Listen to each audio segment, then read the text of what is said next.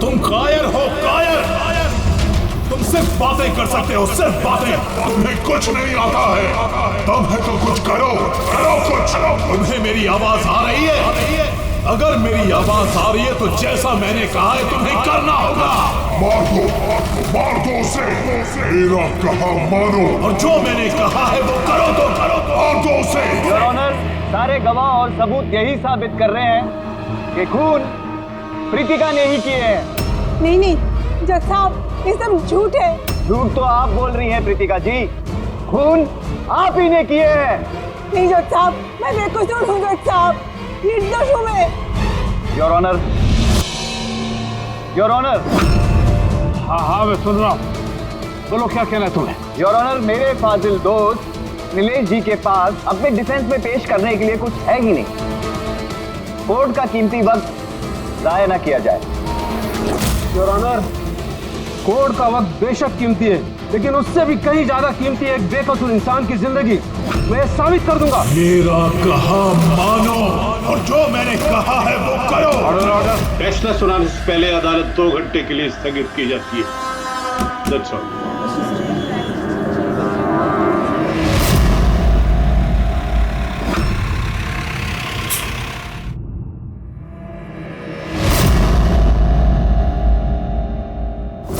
श्रीकांत, तुम्हें उसे मारना होगा।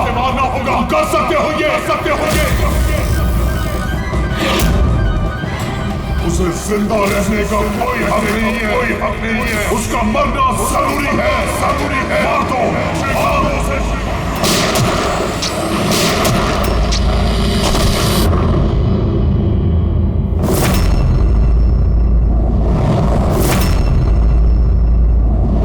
इन लोगों का कहना है कि प्रीतिका यहाँ पर थी जब जज श्रीकांत यहाँ पर आए और उन्होंने उस पर गोली चलाई। उसके बाद वो यहाँ पर आकर खुद को गोली मार दी। उस वक्त, मतलब जब ये सब हो रहा था, उस वक्त यहाँ पर जो लोग थे वो कहाँ है? वो लोग कोर्ट रूम में।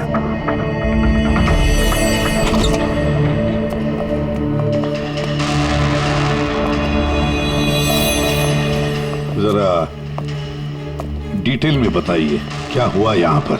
सर, एक केस की सुनवाई चल रही थी। जज श्रीकांत जी की हालत कुछ ठीक नहीं लग रही थी। उन्होंने 2 घंटे का रिसेशन लिया और अचानक चेंबर में आए और उन्होंने अपने आप को और प्रीतिका को गोली मार दी। लेकिन वो गन तो रखते ही नहीं थे। उनके पास गन कहाँ से आई? ये तो हमें भी नहीं पता सर कि गन आई कहाँ से, लेकिन गन उनके पास थी जरूर सर।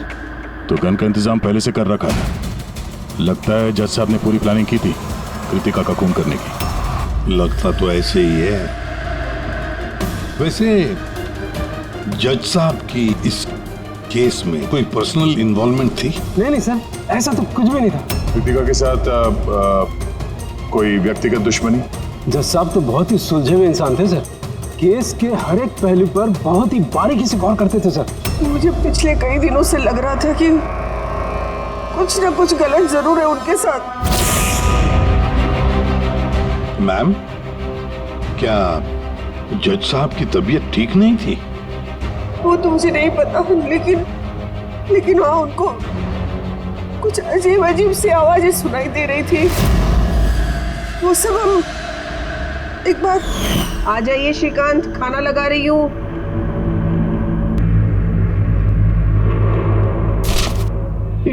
पड़ोसियों की जुबान पे लगा भी नहीं, जब देखो अनाप शनाप बकते रहते हैं। अरे क्या हुआ श्रीकांत, इतना क्यों चिढ़ रहे हो? पहले जाके पड़ोसियों का मुंह बंद करो, नहीं सुननी मुझे उनकी बकवास। कैसी बातें कर रहे हो श्रीकांत?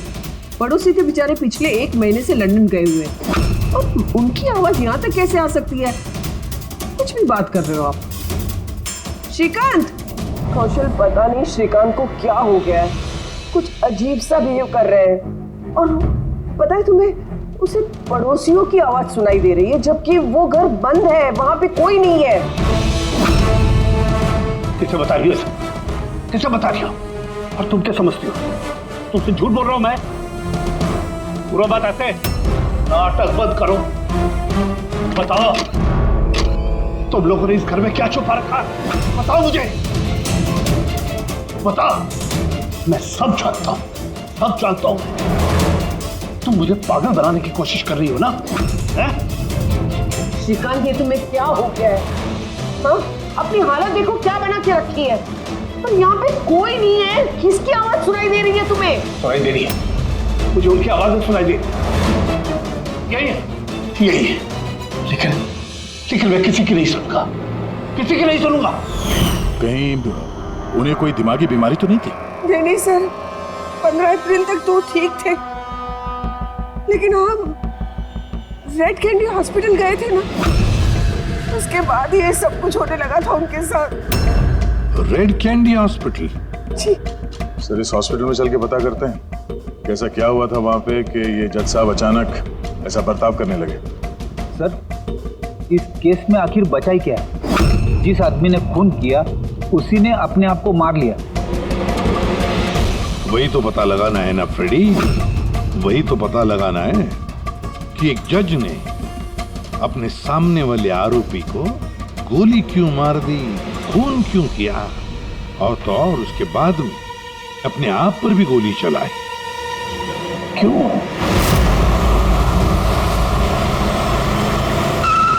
सर, हॉस्पिटल अथॉरिटी ने बताया कि जज श्रीकांत यहाँ पे साइकियाट्रिक ट्रीटमेंट के लिए नहीं बल्कि डेंटिस्ट से मिलने के लिए आए थे। कौन है डेंटिस्ट? कौन है? Sir, doctor Raman. Hello sir, बताइए मैं आपकी क्या मदद कर सकता हूँ? फिलहाल तो आप डॉक्टर रमन को बुलाइए और उनके असिस्टेंट को भी। डॉक्टर रमन, 15 अप्रैल को जज श्रीकांत आपसे मिलने आए थे ना यहाँ? जी हाँ सर, लेकिन सर उनकी मौत से मेरा क्या लेना देना? मुझसे सवाल क्यों? देखिए, हम बस ये जानना चाहते हैं, जब वो आपसे मिले थे तो वो दिमागी तौर से बीमार लग रहे थे? नो सर, मुझे तो ऐसा कुछ नहीं लगा।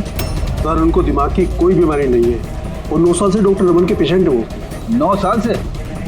मतलब आप लोग उसके बारे में बहुत कुछ जानते होंगे? बहुत कुछ नहीं सर, सब कुछ।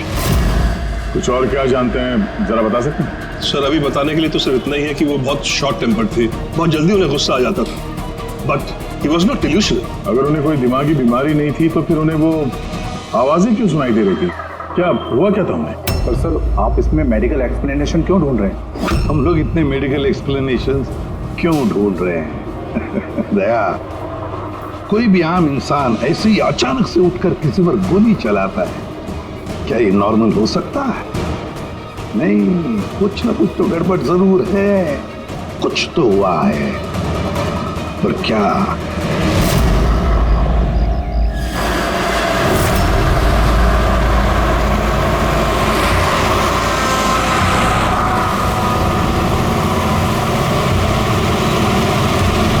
वीरेन, तुम बेकार की चिंता करते हो। धनंजय की सिक्योरिटी टीम हमारे साथ है, हम सुरक्षित पहुंच जाएंगे।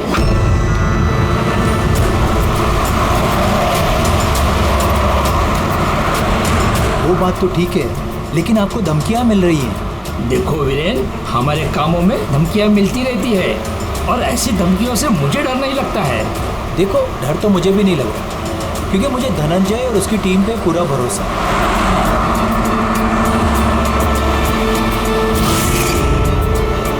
सर, हमने हॉल के 500 मीटर तक लोगों के जाने पर रोक लगा दी है और हर जगह सीसीटीवी से निगरानी की जा रही है। ये बहुत आसान है धनंजय, कायर मत बनो। हम जानते हैं इस काम को तुम पूरा करोगे, वो भी अपने हाथों से। तुम सुन रहे हो ना धनंजय, तुम बुज़दिल नहीं हो तुम बुज़दिल। कायर मत बनो, इस काम को तुम पूरा करोगे। सर, क्या बता रहे थे तुम ब्लॉक बी के अरेंजमेंट के बारे में? सर, मैं ब्लॉक बी के बारे में बात नहीं कर रहा था। सर, आप ठीक है ना? आपकी तबीयत कुछ खराब लग रही है। मेरी तबीयत ठीक है, मैं ठीक हूँ।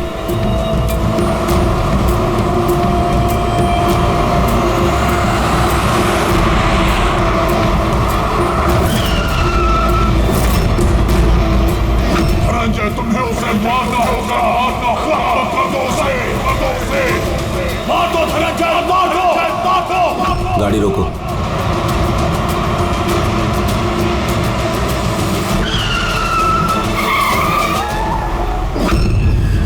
ये इसने गाड़ी क्यों रोक दी? सर, क्या हुआ? शाबाश धनंजय, अपना मिशन पूरा करो। मार दो उसे। जा रहे धनंजय, कायर नहीं हो, तुम ये कर सकते हो। धनंजय यहाँ क्यों आ रहा है?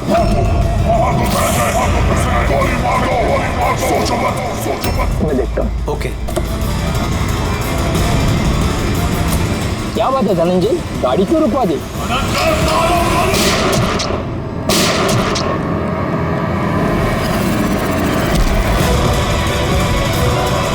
ओह माय गॉड! संजय जी, आपको क्या हो गया? धनंजय, ये क्या कर दिया तुमने?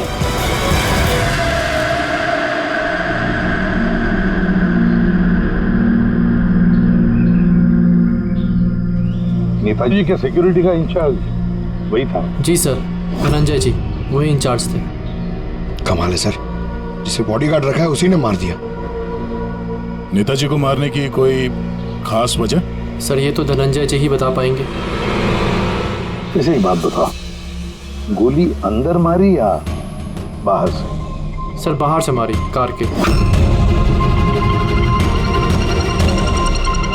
धनंजय, धनंजय, सदमे में लगता है सर। तुम लोग क्या कर रहे थे? सर नेताजी की चिल्ड्रन फाउंडेशन की मीटिंग थी, वहाँ जा रहे थे। हमारी गाड़ी आगे थी और नेताजी की कार पीछे, और मैं धनंजय जी से नेताजी की सिक्योरिटी के बारे में बात कर रहा था, पर ये मेरी बातों में ध्यान नहीं दे रहे थे और कुछ खोए से लग रहे थे सर। इनके चेहरे में एक अजीब सी बेचैनी थी। मैंने उनसे पूछा कि क्या हुआ, तो कुछ बहकी सी बातें करने लगे। सर जब श्रीकांत के साथ भी तो ऐसे ही हुआ था। कहीं ये दोनों केस एक जैसे तो नहीं? और कोई साथ में था नेताजी के? वीरेंद्र जी सर। वीरेंद्र जी? जी सर। आप नेताजी के साथ थे ना? हाँ सर, मैं ही था। नेताजी ने आपको कुछ बताया इस धनंजय के बारे में? सर नेताजी हमेशा धनंजय की तारीफ किया करते थे, उनकी जान को खतरा था। अभी कुछ दिन पहले ही धनंजय ने उनकी जान बचाई थी।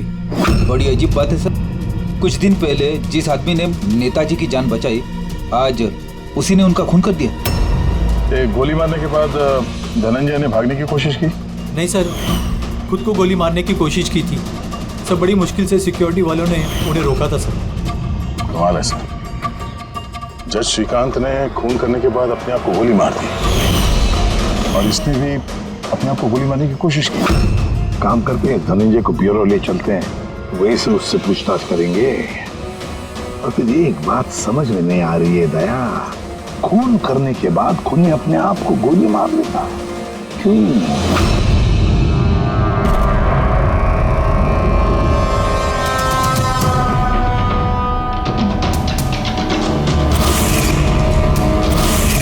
बस डॉक्टर बीना, ये क्रिमिनल साइकोलॉजी में रिसर्च कर रही है। हाँ, इन्हें दोनों केस के बारे में बता दिया? Yes boss.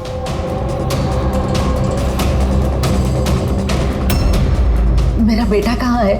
मुझे उससे मिलना है। श्री नेताजी के सिक्योरिटी इंचार्ज धनंजय की माँ। उसे यहाँ क्यों लाए हो?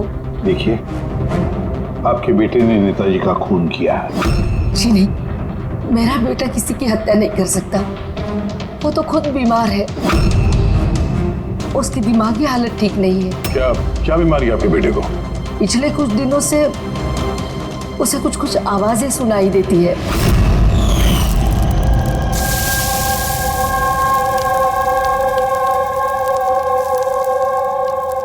धनंजय, क्या बात है बेटा, बड़े परेशान लग रहे हो? ऑफिस में कोई प्रॉब्लम है क्या? कोई टेंशन? 2 दिनों से तुम मेरे साथ भी ठीक से बात नहीं कर रहे हो। कोई तो है यहाँ। सुनो ना, मैं तुम्हारी फेवरेट सब्जी बना रही हूँ, पालक की। इस घर में कोई तो है जो मुझसे बात कर रहा है। अरे मैं ही तो बड़बड़ा रही हूँ, दूसरा कौन बात करेगा घर में? कोई तो है हमारे अलावा इस घर में जो मुझसे बात कर रहा है। माँ, माँ, कोई तो है इस घर में हमारे अलावा। माँ, मुझे अजीब सी आवाजें सुनाई दे रही हैं, कोई मुझसे बात कर रहा है। हम दोनों के सिवा कोई नहीं है बेटा घर में। कोई है जो मुझसे बातें कर। बंद हो गई आवाज, फिर से आ रही है। कोई तो है माँ। कोई नहीं है, कोई नहीं। अरे कोई तो है माँ यहाँ पर। कोई नहीं है बेटा, तुम यहाँ आ जाओ। लगता है तुम्हारी तबीयत ठीक नहीं है, हमें डॉक्टर के पास जाना चाहिए। लेकिन ऐसा तो स्किज़ोफ्रेनिया में होता है। स्किज़ोफ्रेनिया? हाँ, जैसे कि आप सभी लोग जानते हैं कि स्किज़ोफ्रेनिया एक मानसिक बीमारी होती है। ऐसे में पेशेंट को बहुत सारी आवाजें सुनाई देती हैं, लोग ना होने के बावजूद भी दिखाई देते हैं और पेशेंट अपने आप को मारने की कोशिश भी करता है। क्या आप मुझे बताएंगे कि इन दोनों पेशेंट की उम्र क्या थी? श्रीकांत जी की उम्र 50 साल और धनंजय 42 साल का। लेकिन इस उम्र में स्किज़ोफ्रेनिया नहीं होता। क्या मैं उनसे मिल सकती हूँ? मुझे पेशेंट से बात करनी है। हाँ बिल्कुल, पूरी।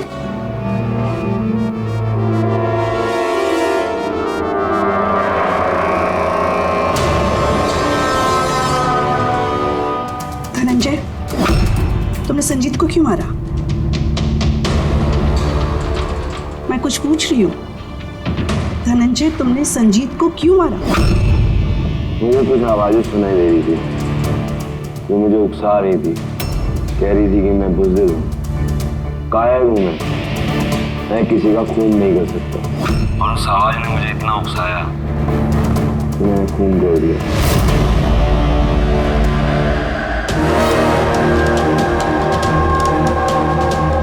और ये तुम्हारा गाल? ये गाल क्यों सूजा हुआ है? मेरे दांत में इन्फेक्शन है। जज श्रीकांत, उनके दांत में भी इन्फेक्शन था सर? मेरे बेटे के भी दांत के इलाज के बाद ही उसकी तबीयत खराब रहने लगी। क्या? दांतों का इलाज करवाया, उसके बाद में तबीयत खराब हो गई? किस डेंटिस्ट के पास इलाज करवा रहा था वो? Doctor Raman, red candy hospital. Red candy hospital गए थे ना, उसके बाद ये सब कुछ होने लगा था उनके साथ। है ना बड़ा अजीब कोइंसिडेंस। धनंजय और श्रीकांत दोनों का भी दांत का प्रॉब्लम, दोनों का डेंटिस्ट भी एक, और ट्रीटमेंट के बाद दोनों की तबीयत भी बिगड़ जाती है।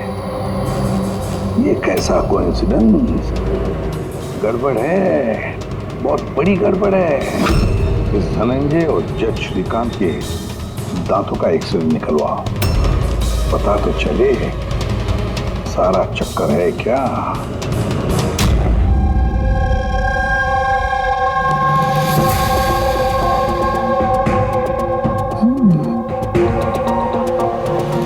ये क्या हो सकता है? सब? ये देखिए। क्या? ये मार्क्स। हाँ यार, दांतों में ये क्या है? फॉरेन ऑब्जेक्ट जैसा। एग्जैक्टली, ऊपर से दोनों आदमियों के दांतों में।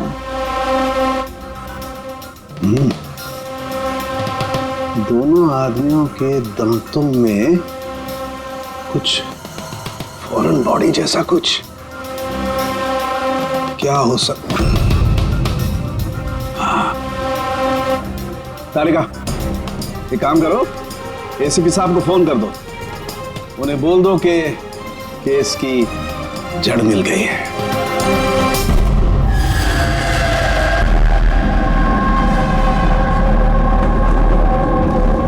ये देखो बॉस, दोनों के दांतों में इस तरीके की चिप।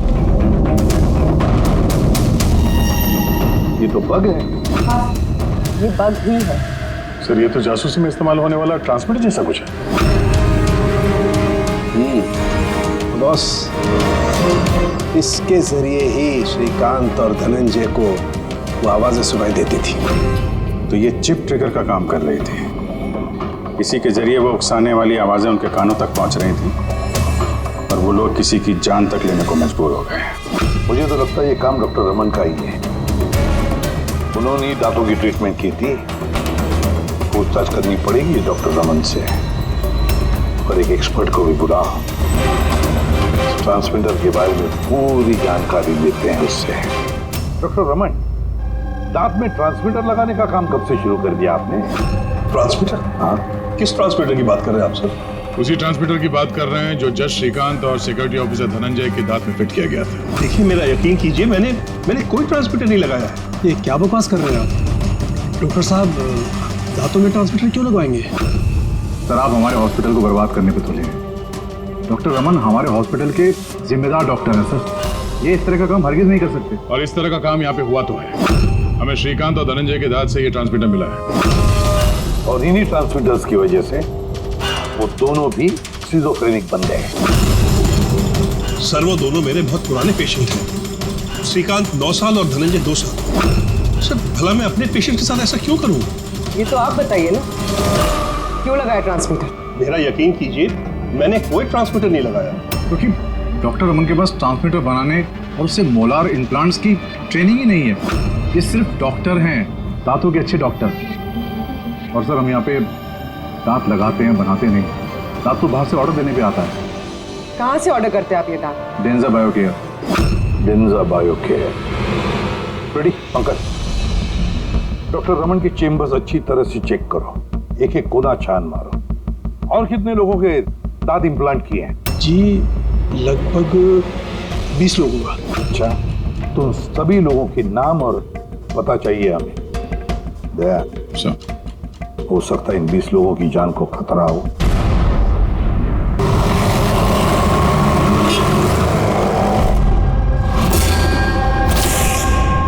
कुछ समझ में आ रहा है? हाँ सर, कुछ कुछ समझ में आ रहा है। यही कि ये ट्रांसमीटर जितना छोटा है उतना ही पावरफुल है। कितनी रेंज है इसकी? सर इसकी रेंज यही कोई 15 से 20 मीटर है।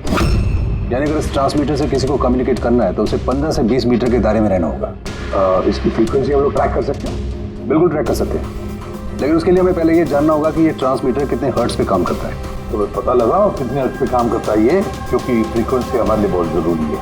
जहाँ पर ये फ्रीक्वेंसी एक्टिव होगी वहीं पर हमारा खोज ही होगा। ठीक है सर, आप थोड़ा सा वक्त दे दीजिए, मैं जल्दी पता लगाने की कोशिश करता हूँ। ठीक है। ये कहानी आके रुक जाती डॉक्टर रमन के नाम पर। सारा का सारा शब्द डॉक्टर रमन पे ही है। लेकिन सर वो अपने पुराने पेशेंट का खून क्यों करेगा? हाँ सर, हॉस्पिटल एडमिनिस्ट्रेटर बता रहा था कि ऐसा ट्रांसमीटर बनाने की काबिलियत डॉक्टर रमन में नहीं है। तो शक के घेरे में तो ये कविता और वीरेंद्र भी है। हो सकता है इनमें से किसी ने मारा। हो सकता है, बिल्कुल हो सकता है, लेकिन ये जो भी है वो 15 और 20 मीटर के दायरे में ही काम कर रहा है। जो 20 लोगों के बारे में क्या पता चला? जी सर, उनका आपस में कोई कनेक्शन नहीं है। यहाँ तक कि श्रीकांत और धनंजय ये भी एक दूसरे को नहीं जानते। फिर भी अभी उन 20 लोगों से जाकर मिलो, उनसे पूछो क्या उनके साथ भी वैसे हो रहा था जैसे धनंजय और श्रीकांत के साथ हो रहा था क्या? और एक बात, लॉर्ड चेम्बर और चेंबूर पता लगा वहां पर कितने सेलफोन एक्टिव थे उस खून के दौरान। और देख, उस दांत बनाने वाले कंपनी में जाकर पूछताछ करो, देखो कौन हो सकता है जो दांत में ट्रांसमीटर फिट कर सकता है।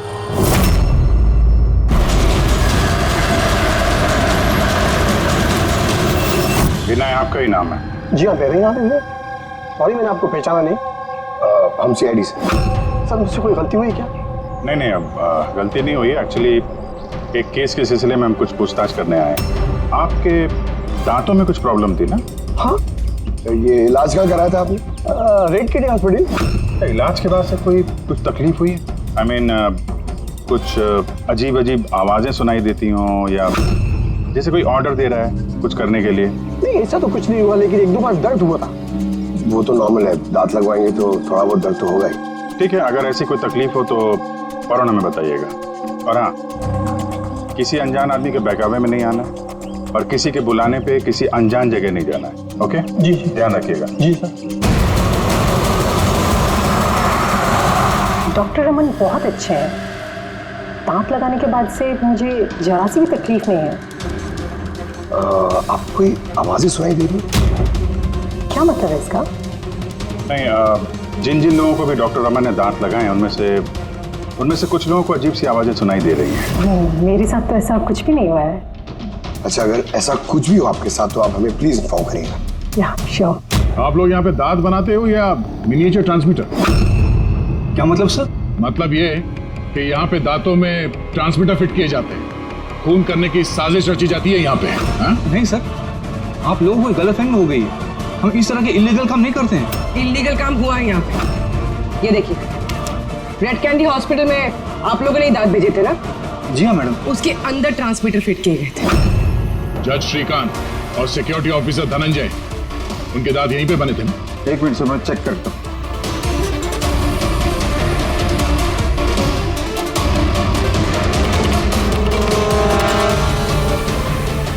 हाँ सर, दांत तो यही बने हैं, लेकिन अगर वो हमारी एम्प्लॉय रूपाली होती जिसने ये दांत बनाए हैं तो सच्चाई पता चल जाती। कहाँ है आपकी वो एम्प्लॉय रूपाली? वो तो कल रात गुजर गई। कैसे गुजर गई? उसे अस्थमा अटैक हुआ था, लेकिन हैरानी की बात तो ये है कि उसे कभी अस्थमा था ही नहीं। जी हाँ सर। उसके घर का एड्रेस देना सर। दांत कब लगवाया आपने? सर 2 महीने हो गए। कोई प्रॉब्लम हुई आपको? नहीं, कोई प्रॉब्लम नहीं सर, जब से दांत लगाया सब ठीक है सर। कुछ आवाजें सुनाई दे रही हो अजीब अजीब सी? नहीं सर, हुआ क्या सर? देखिए, रेड कैंडी हॉस्पिटल में जितने लोगों ने भी ट्रीटमेंट कराया उन्हें कुछ प्रॉब्लम्स हो रही हैं और उनमें से 2 जन की तो मौत भी हो चुकी है। सर मैं मरना नहीं चाहता सर। नहीं, आप घबराइए मत, ऐसा कुछ नहीं है। आपको कभी भी ऐसी कोई प्रॉब्लम हो कि कुछ अजीब अजीब सी आवाजें सुनाई दे रही हो, या फिर कोई ऐसा आदमी दिख रहा हो जो है नहीं, मतलब दूसरे बोल रहे हैं कि किससे बात कर रहे हो, तो अगर ऐसा कभी हो तो फौरन हमें कांटेक्ट करिएगा। और कितने लोग बचे पंकज? सर चेक करने के लिए और 5 लोग बचे सर। 5 को भी जल्दी से जल्दी चेक करना होगा। क्या पता उस हत्यारे का अगला निशाना इन्हीं में से कोई हो। हाँ सर।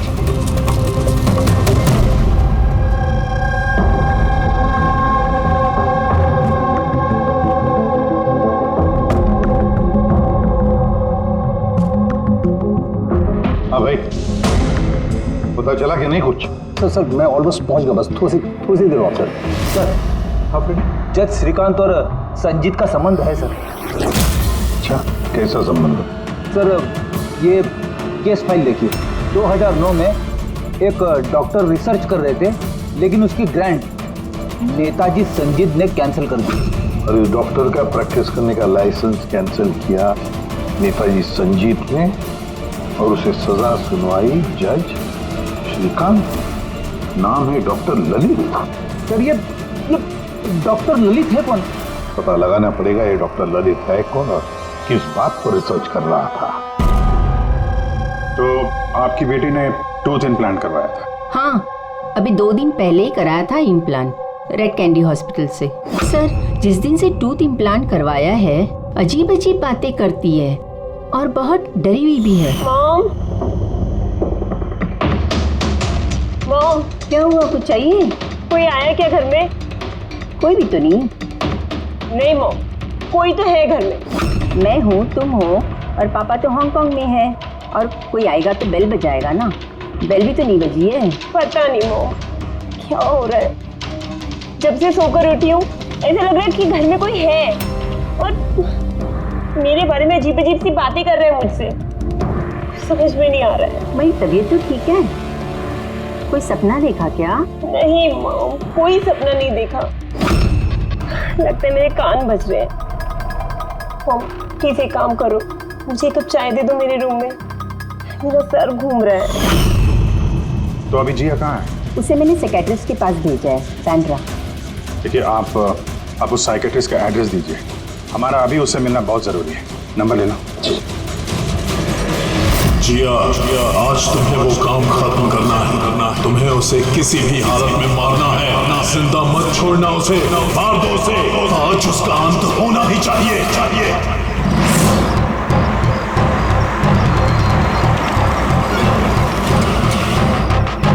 कहाँ जाएंगे मैडम? जेके मार्केट। उसे कहो तुम्हें जेके मार्केट जाना है। मैंने कहा मैडम कहाँ जाएंगे? जेके मार्केट। जी बैठिए।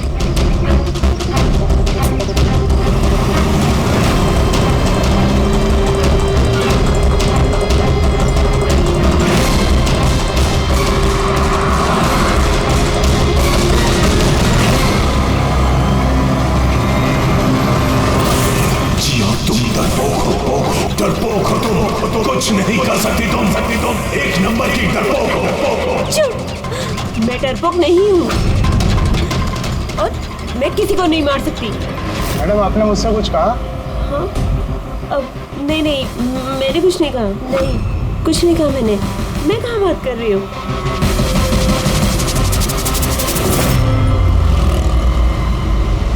जिया, तुम्हें उसे मारना होगा। तुम उसे जिंदा नहीं छोड़ सकती, तुम्हें उसे मारना होगा जिया, मारना होगा तुम्हें। नहीं, मैं किसी का खून नहीं करूंगी, किसी का भी नहीं। अरे भैया, गाड़ी क्यों रोक दी? मैडम, गाड़ी आगे नहीं जाएगी। क्यों नहीं जाएगी? मैंने कहा ना मैडम, गाड़ी आगे नहीं जाएगी। अगर ले जाना ही नहीं था तो बैठाया क्यों? मैडम, आप उतरती है या मैं गाड़ी से उतर जाऊं?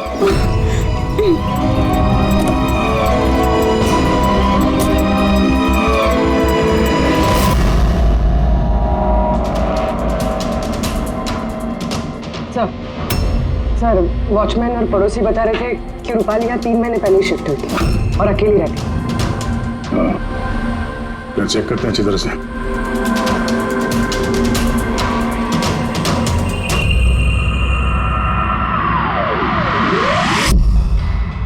ये क्या है?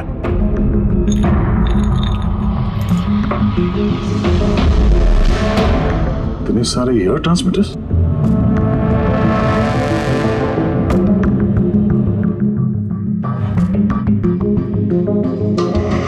ये डॉक्टर रमन की पेशेंट्स की पूरी डिटेल्स भी है इसमें। ये देखो। सर, ये जिया तो वही है जिसके बारे में अभिजीत सर ने हमें बताया था। सर, ये रूपाली, ये कहीं किसी की कठपुतली तो नहीं थे? हो सकता है, शायद कोनी को पता चल गया होगा कि हम लोग रूपाली तक पहुंच जाएंगे, इसलिए मार दिया उसे।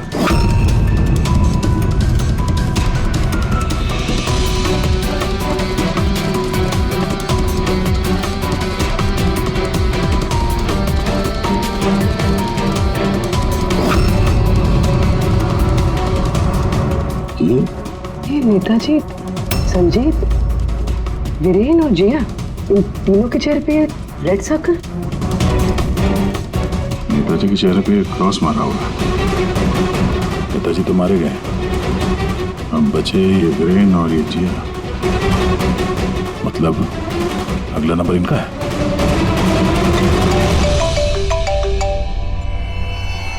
हाँ जी, ये जिया साइकेट्रिस्ट से मिलने के लिए गई थी, लेकिन वहां पहुंची ही नहीं। अच्छा, हमें यहाँ रूपाली के घर में एक तस्वीर मिली है जिसमें नेताजी, संजीत, वीरेन और जिया है। ये नेताजी के चेहरे पे तो क्रॉस मारा हुआ है, पर इन दोनों के चेहरे पे लाल पेन से सर्कल बना हुआ है। कहीं ऐसा तो नहीं कि ये जिया वीरेन को मारने के लिए गई है? एक काम करो, तुम वीरेन को अलग करो, पता करो वो कहाँ है। तब तक मैं जिया की लोकेशन ट्रैक करता हूँ और हम लोग मिलते हैं। ओके? या चलिए, सर वीरेन को फोन लगाएं।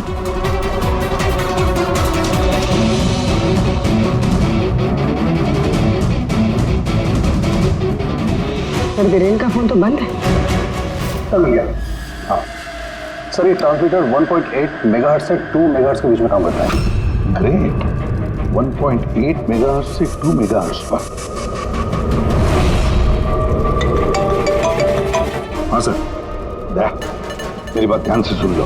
हाँ, पहले तो फ्रेडी ने कमाल कर दिया है। हाँ, रिसर्च करके ऐसा नाम निकाला है जिसका कनेक्शन इस नेताजी संजीत और जज श्रीकांत के साथ है। उस आदमी का नाम है डॉक्टर ललित।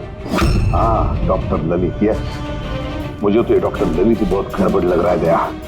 मुझे तो उसी पे शक होने लगा है, क्योंकि डॉक्टर ललित का कुछ साल पहले इस नेताजी संजीत ने प्रैक्टिस करने का लाइसेंस कैंसिल कर दिया था, और फिर इस डॉक्टर ललित को जज श्रीकांत ने सजा सुनवाई। और हुआ क्या? पहले खून हुआ जज श्रीकांत का, और फिर उसके बाद में नेताजी संजीत मारा गया। ये खून कौन कर सकता है? ये डॉक्टर ललित ही कर सकता है। उसी का कनेक्शन है इन दोनों के साथ। बस अब डॉक्टर ललित जिस फ्रीक्वेंसी पर ऑपरेट करता है वो फ्रीक्वेंसी भी पता चल गई। हाँ, टेक्नो एक्सपर्ट ने बता दिया, 1.8 मेगाहर्ट्ज से लेके 2 मेगाहर्ट्ज तक। बस अब इस फ्रीक्वेंसी पर हम टैप करेंगे डॉक्टर ललित को। पता चलेगा ये डॉक्टर ललित किस किस से बात करता है और क्या बातें करता है। और दया, ये रेडियो फ्रीक्वेंसी 1.8 मेगाहर्ट्ज से 2 मेगाहर्ट्ज हमारे सारे पुलिस स्टेशन और रेडियो लाइन्स को बता दो। अब देखते हैं कब तक भागता है ये डॉक्टर ललित।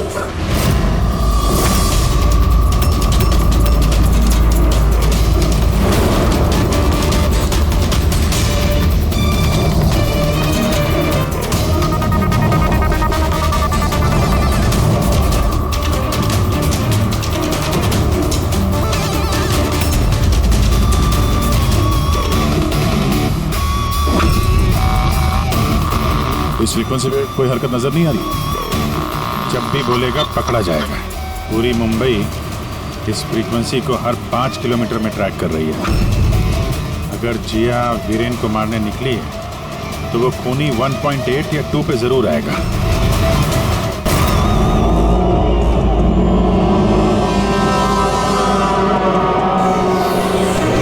जाओ जिया, अपने काम को अंजाम दो। ये कौन हो सकता है जो संजीत के खूनी के बारे में मुझे बताने के लिए यहाँ बुलाया है? जिया, उसे मारना होगा तुम्हें। उसे जिंदा रहने का कोई हक नहीं है।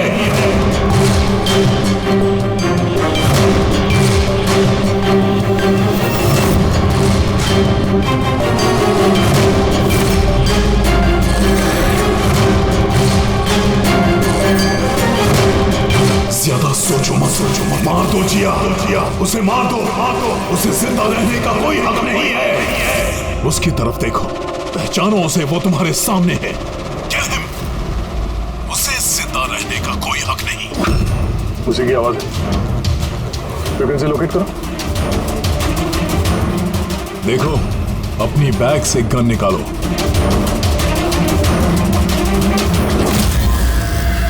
जिया, तुम कायर नहीं हो। Shoot him, shoot him. Location क्या बता रहा है? सर, जेडी मार्केट मरोल दिखा रहा है।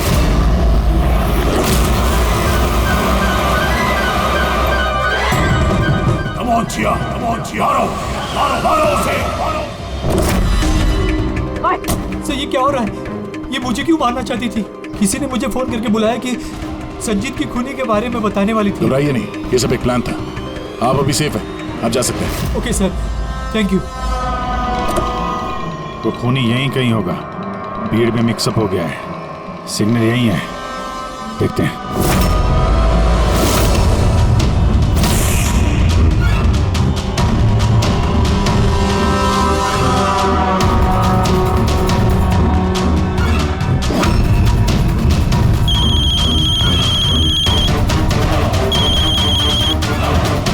हेलो, अभिजीत बोल रहा हूँ।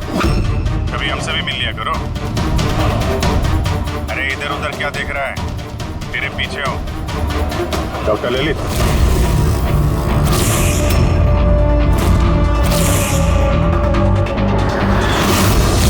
हॉस्पिटल के एडमिनिस्ट्रेटर पवन। मुजरिम चाहे कितने भी नाम बदल ले, चाहे कितने भी भेष बदल ले, एक ना एक दिन शिकंजे में फंस ही जाता है। क्यों? चलो।